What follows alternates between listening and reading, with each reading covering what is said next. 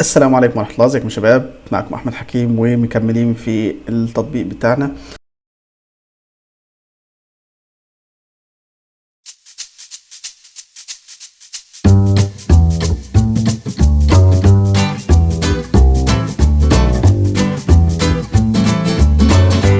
طيب، كنا المرة اللي فاتت توقفنا إن احنا عملنا موديلنج لكل حاجة بالشكل ده، ودلوقتي هنبدأ نعمل التكتشرز والماتيريالز. طيب، أنا هنا شغال بالأوكتين.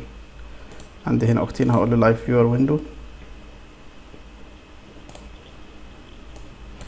وهقول له أول حاجة أنا عايز ماتيريال للبرتقانة دي، فأقول له خليها ماتيريالز وخليها جلوسي ماتيريال،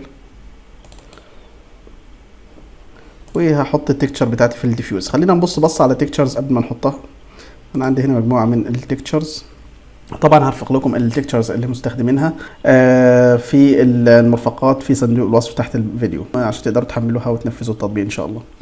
فانا عندي هنا مثلا جسم البرتقانه من بره، فيه عندي التكتشرز دول الثلاثه دول، ممكن استخدم حاجه فيهم. في عندي كوبايه العصير مفهوم، ممكن استخدم لها حاجه من الحاجات دي. وبعد كده عندنا بس علبة اللي هي العلبة الكرتون، ودي هنعمل لها الديزاين بتاعها.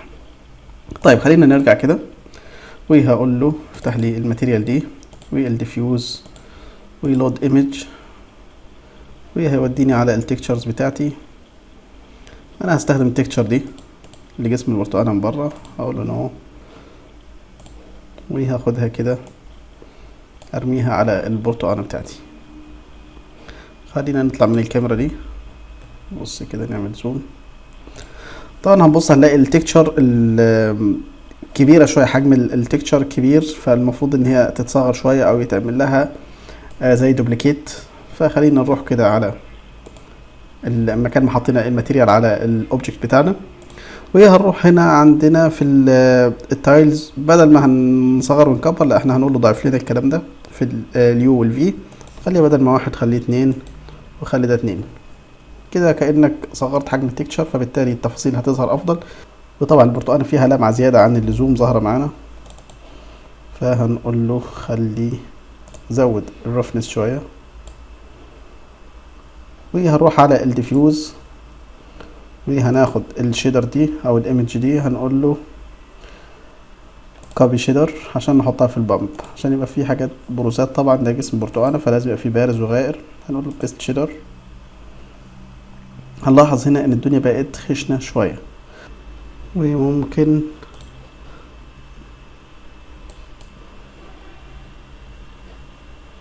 ده هقول له برضو خليها ديفيوز ماتيريال لونها ابيض زي ما هي، وهحطها على الجزء ده.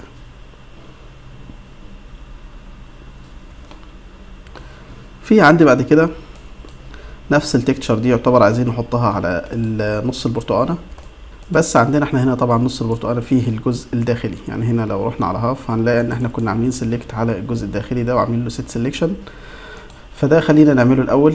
يعني خلينا نقول له ماتيريال، وخليها برضو كلوسي ماتيريال، وهنقول له هات لنا في الديفيوز لود ايمج، وهناخد نص برتقانة من الحاجات الموجودة عندنا. يعني اعتقد الصورة دي جميلة، وهقول له نو، وهنيجي نرميها على النص برتقانة. فطبعا هيجي على البرتقانة بالكامل او هيجي على الاوبجكت بالكامل. فاحنا هنا هنعلم على الماتيريال بتاعتنا، وهنسحب الست سيلكشن نحطها هنا في السيلكشن، فهيحطها لي على الجزء الداخلي بس. طيب، خلينا نشوف كده البروجيكشن. اليو في دبليو مابنج مش مناسب، فممكن اكتر حاجة تكون مناسبة اعتقد الكيوبيك. بس حجم التكتشر كبير قوي على على المجسم بتاعنا او على الاوبجكت بتاعنا، فخلينا نصغر اللينث في اليو والفي. يعني دي ممكن تكون مثلا 25%، يعني ربعها، او ممكن كمان تصغر كمان شوية 20% و20% كده. تمام كده، جميلة جدا. يعني نبص عليها كده حلوة قوي. ونيجي نجيب نفس التكتشر بتاعة البرتقانة بتاعتنا ونحطها هنا. طبعا غطت عليها بالكامل، فاحنا هنسحب هنحط اللي هو الجزء الداخلي هنا قدام، فهينزل التكتشر على دي. والداخلي زي ما احنا ظابطينه. طبعا اللي هي التكتشر الخارجيه دي هنظبطها زي ما ظبطنا دي، يعني هنمسك كده مثلا، وزي ما كنا هنمسك دي كده، وزي ما هنا قللنا خليناها 50 او اللي هي 2 و2 يعني، فهنظبطها بالشكل ده. طبعا لو انت حاسس ان في ستريتش بالشكل ده ممكن بقى تظبط، يعني ممكن نقلل كده.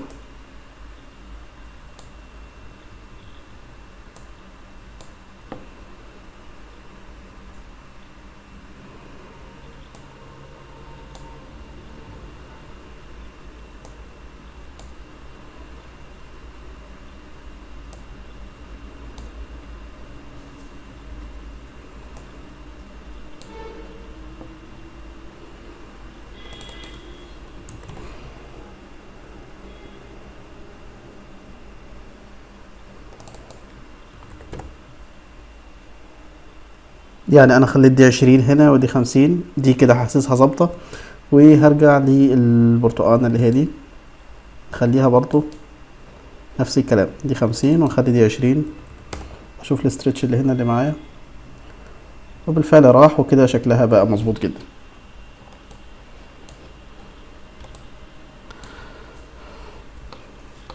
طيب معايا بعد كده الماتيريال بتاعة الازاز، هقول له ماتيريالز، خليها سبيكولار ماتيريال، واكتين سبيكولار ماتيريال، وهرميها على الازاز بتاعي. بدأت الدنيا تبقى شفافة. فافتح هنا السيتنجز، هشوف الماتيريال بتاعت الازاز دي بيكون الاندكس بتاعها، الازاز بتاعه 1.5 اللي هي الفيلم اندكس 1.45، وادي الاندكس دي 1.3، هخليها 1.5. وممكن يعني الاوباسيتي كده ممكن نقلله شوية، بس ده هيبان معانا، نشوف الاسود ده طالع ليه، وبناء عليه هنبدأ نظبط الاوباسيتي بتاعت الازاز.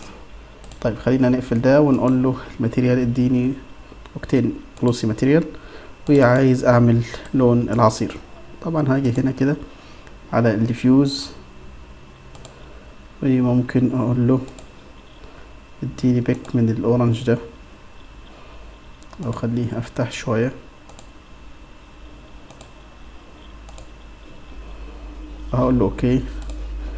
وهاجي هنا عندي انا الاوبجكت هنا اسمه جوس، اللي هو ده.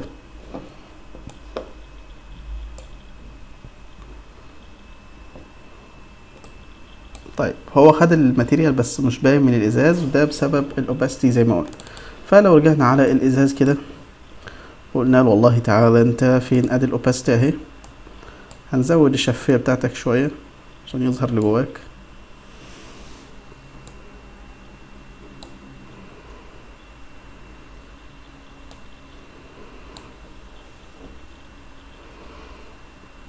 فهنبص نلاقي الدنيا بدأت تظهر كده. طيب فاضل معانا الجزء اللي هو اللي فوق ده، اللي هو الوش بتاع العصير او اللي هيكون موجود فيه الفوم. خلينا ندخل كده زوم ان، وهنعمل له ايزوليت.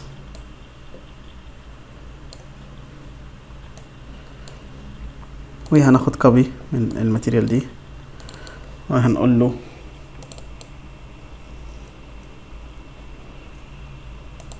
تعالى كده خليك في الديفيوز، حمل لي صورة ولتكن مثلا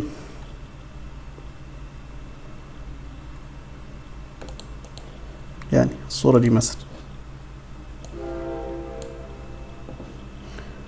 وهقول له اظبط لي اللينث والويدث بتاعها، خليها مثلا 120 في 120 او 150 في 150، ونحركها شوية كده من الاوفست.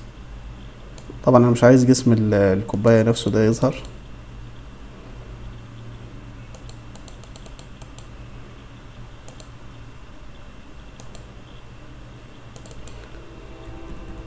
يعني خليها 152 و152.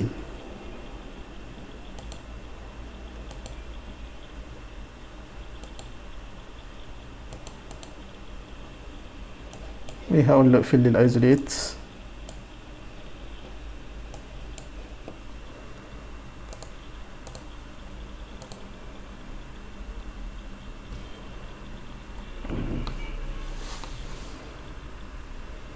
هبص كده الاقي الدنيا بدأت تظبط معايا. يعني فاضل بس ان انا اخد العصير ده والديسك دول اخدهم ايزوليت عشان اتأكد بس انهم فوق بعض بالظبط، عشان ما يعمليش الفراغ اللي انا شايفه ده واللي مدي سواد. اظبطهم بالظبط فوق بعض. ادي الديسك بتاعي اهو، يعني هنزل بيه سيكة كده بحيث انه يبقى داخل معايا في العصير.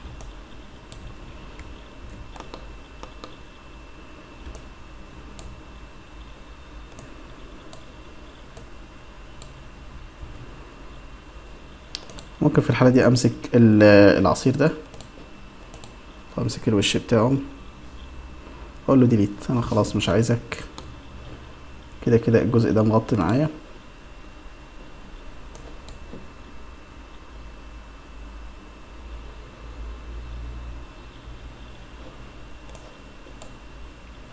واظبط التكتشر بتاعتي دي شويه كمان. خلينا نقفل الكلام ده ونيجي هقول له خليك 53.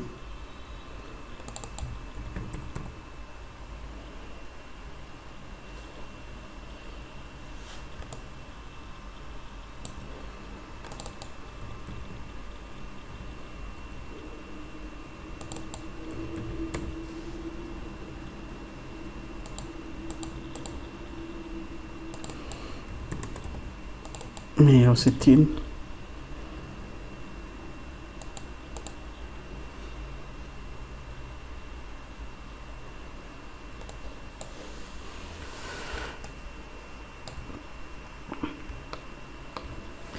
كده الدنيا تمام. وهعمل اقفل السولو.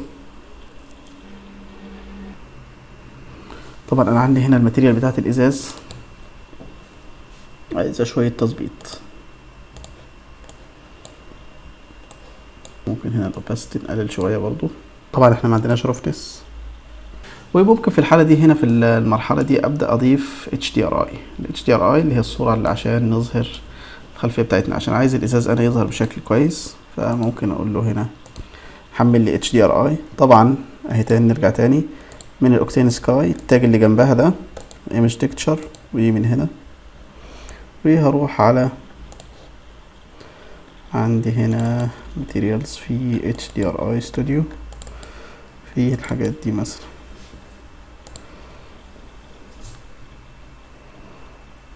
فهتبدأ بص هنا تلاقي الإزاز بدأ يتعامل مع ضوء حقيقي وقيم حقيقية، فبدأ إلى حد ما يظبط. طيب أنا عايز هنا مثلا الباور، هقول له خليها 2، الدنيا تنور أكتر.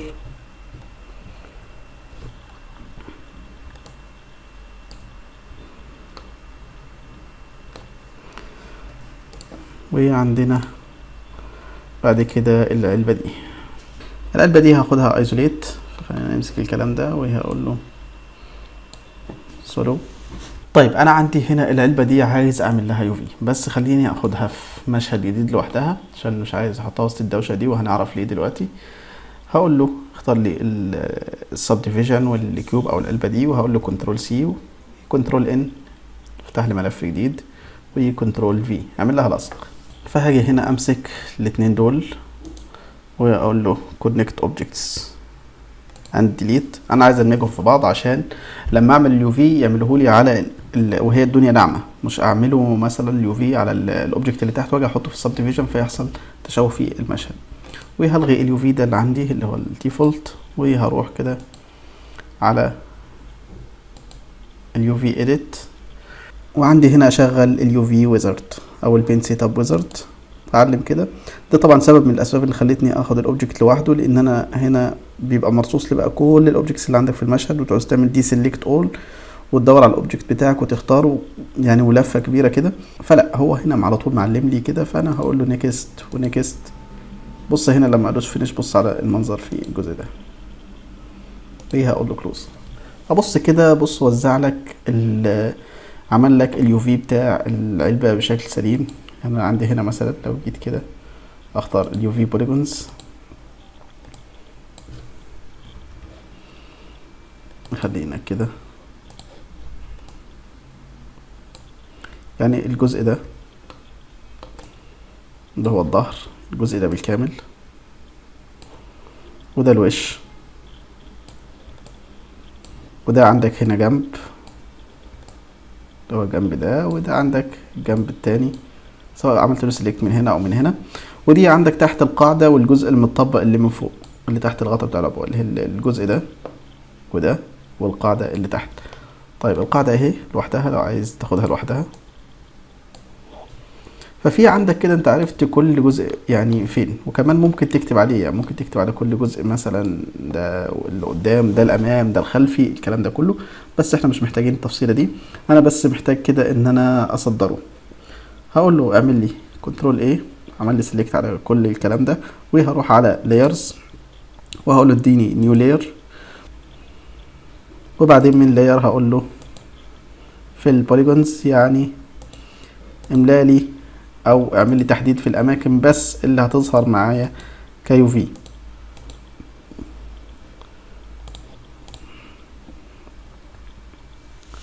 طيب انا همسك الكلام ده كله وهقول له فايل سيف تكتشر از تي اي اف، وهقول له اوكي.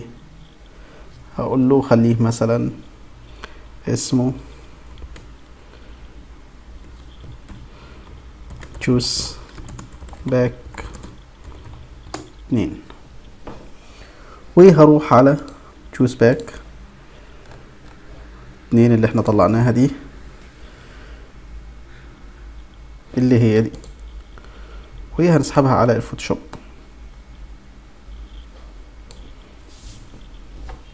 طبعا هنا زي ما قلنا الدنيا واضحة معاك، مفيش اي مشكلة فيها. انا هفتح عندي ودلوقتي هبدأ اعمل الديزاين بتاعي على العبوة. انا هعمل حاجة سريعة، يعني كان في فايل مجهزه هاخد منه حاجات وابدأ اظبط حاجة سريعة. انت بقى براحتك اعمل فيها، يعني الدنيا مفتوحة قدامك، اعمل اللي انت عايزه.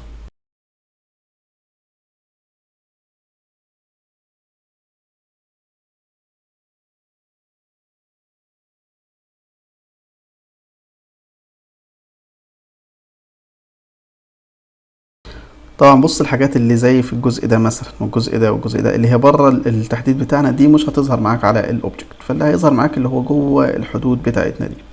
فطبعا مفيش مشكله، انا لو عندي مثلا هنا اللون اورنج وعملت براها اورنج عشان اضمن ان مفيش حته بيضه هتظهر او هتعمل لي مشكله، فمفيش مشكله في الكلام ده.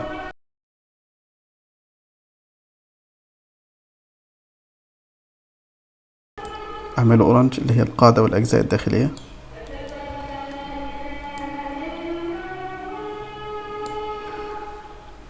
وهاجي برضو احط هنا من تحت كده، احط لون ابيض بالكامل عشان الاجزاء دي ما يظهرش فيها حتت رمادي، لما اجي احطها على الموديل ما يبقاش فيه حتت رمادي كده عامله مشكله. وهقول له كنترول اس سيف واقفل الكلام ده، ده الملف اللي كنا بنستخدمه او بناخد منه. وهروح عندي على السينما 4 دي وارجع على المشهد بتاعي الاساسي اللي هو الورك سبيس الاساسي بتاعي، وهبدا اقول له اديني مثلا glossy material،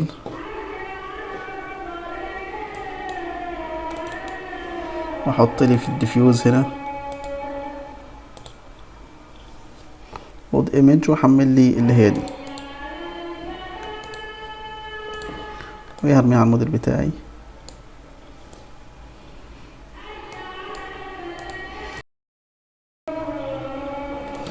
وابص كده الاقي الدنيا سليمة الحمد لله.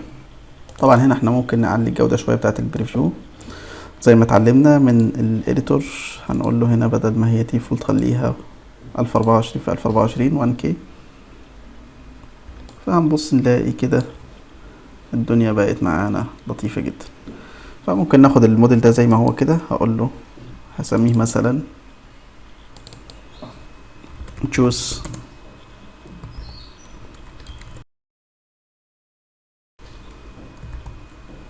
back، وهقول له تعالى هنا وانزل لي في نفس المكان. الموديل القديم بتاعنا ده اللي هو ده هعمل له اخفاء، مش هدلته يعني ممكن نحتاجه بعد كده، نسميه برضو جوس باك بس هنخليه مخفي.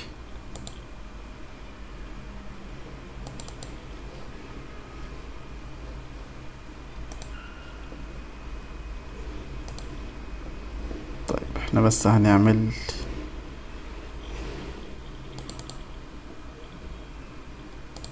انا عملت ري لينك بس للتكتشر، يعني حطيتها في مكانها تاني بس كده. ولو عملت سولو اوف هبص الاقي الدنيا معايا زي الفل، بس عندنا العلبة اتحركت من مكانها. اوكي مفيش مشكلة.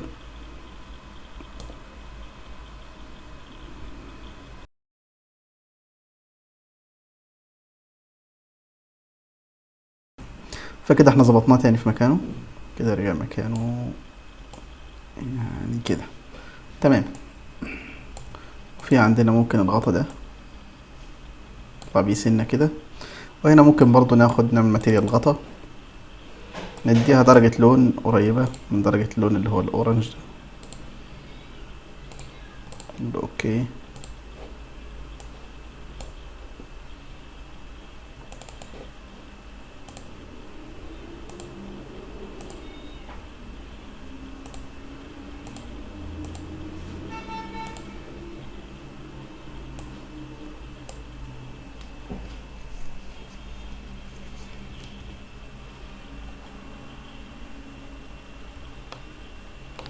وهنقول له كده الدنيا تمام. خلينا نبص كده في بريفيو ونبدأ. ممكن نحط الكاميرا بتاعتنا. طبعا بص دلوقتي انت بقى تعمل تصميمات سوشيال ميديا براحتك، تعمل انيميشن، يعني تعمل فيها اللي انت عايزه.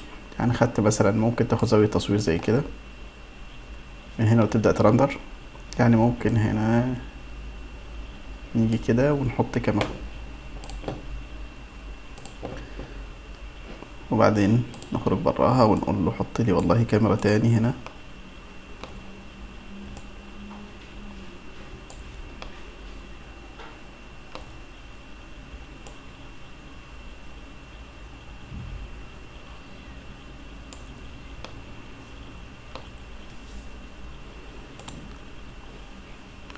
نسحب النص برتقانة ده كده شوية،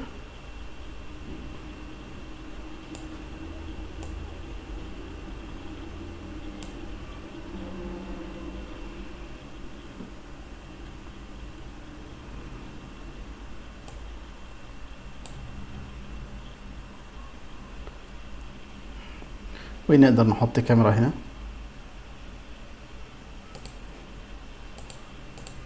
ونقدر ممكن نحط كاميرا تالتة.